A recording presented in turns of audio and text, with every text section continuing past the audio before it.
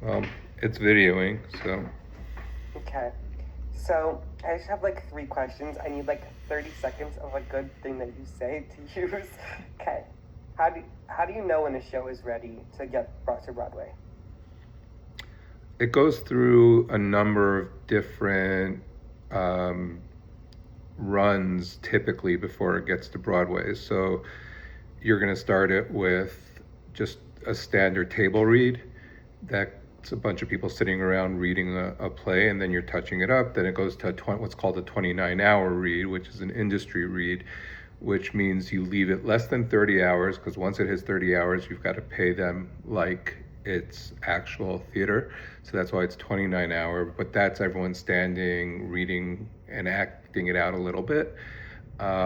And from there, typically a show's going to do some kind of a run, whether it's a week off Broadway, a month off Broadway, but it'll get its legs where there's going to be corrections and preparation and changes.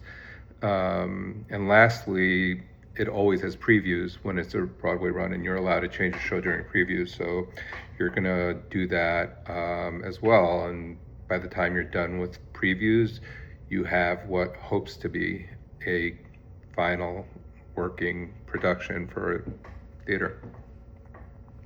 How do you decide what gets cut from the show as like a member of theater? Like how does the director decide what they're gonna take and keep?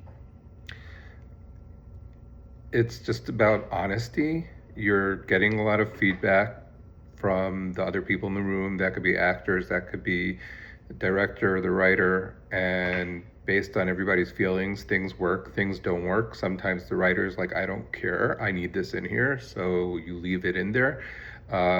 But many times there might be a song that just doesn't seem like it's working, and so you're just cutting it out in its entirety. It's a product of that process of all those readings and prep that lets you know whether or not it seems to be working for the show.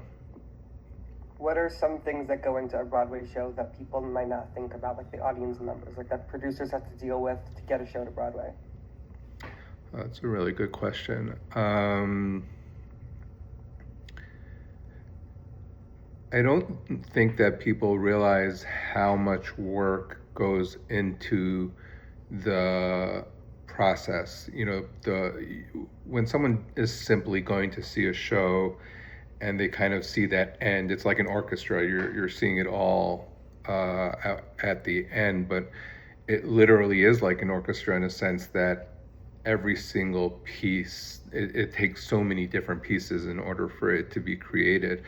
Um, I think it's also the personalities. People don't realize how many different personalities there are in a room. That means you're really working up against so many types of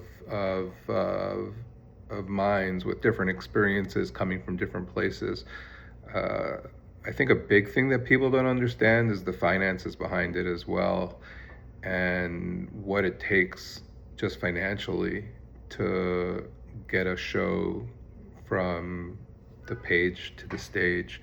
The those dynamics are huge. There are so many levels and elements that go into the fundraising for a show. And what makes you invest in the show?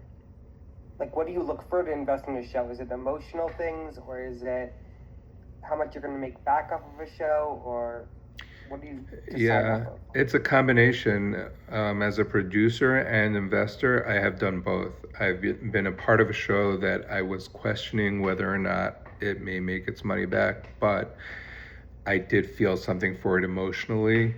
Um, that could be like Anthony Raps Without You. I'm also investing in Rent in London right now. Rent just has a special place in my heart. I don't know that it's necessarily going to make its money back, although London tends to do a lot better than the States.